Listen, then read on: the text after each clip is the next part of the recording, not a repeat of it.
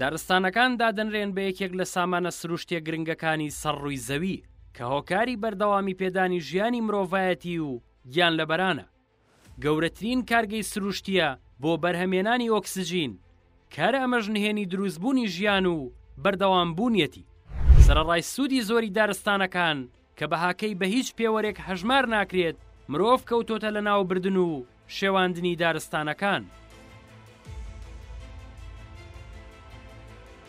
بە پێی ڕووپێوی وەزارەتی کشتوکاڵ و سەرچاوەکانی ئاو لە هەرێمی کوردستان کە لە ساڵی 2018دا ئەنجام درراوە 2,327,000 دۆنم دارستانی سروشتی و 35,000 دۆنم دارستانی دەستکرد هەیە کە تەنها لە ماوەی 25 ساڵی ڕابردوودا زیاتر لە نیوەی لە ناوچووە. بە پێی ئاماری ڕێکخراوی ملەکەوەش بۆ پاراستنی ژینگە تەنها لە سنووری دارستانەکانی پێنجوێن کە فراوانترین ڕوبەری دارستانی سروشتی هەیە لە سنووری پارێزگای سلێمانی ساڵانە زیاتر لە 20,000 درەختی سروشتی لە ناو دەبرێن. لە دیارترین ئەو هۆکار و مەترسیانی لەسەر دارستانەکان هەن وەک سووتاندنی دارستانەکان لەلایەن هاوڵاتیان و هەردوو وڵاتی ئێران و تورکیا،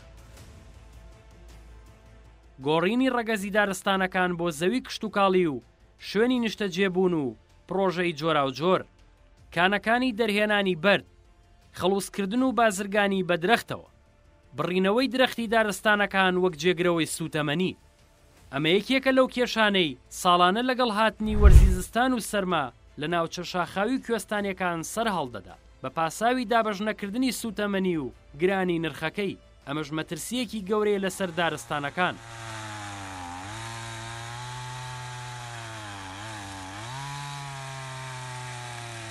بڕینەوەی درەخت و لە ناوبردنی دارستانەکان بە هەر هۆکار و پاساوێک لە یاساکار پێکراوەکانی باشووری کوردستان و عێراق بە تاوان دانراوە.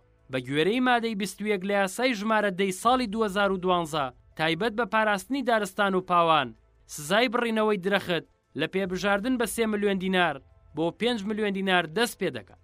هەندێک جاریش زیندانیکردنی کەسی تاوانبار کە ماوەکەی لە ساڵێک زیاتر نەبێت.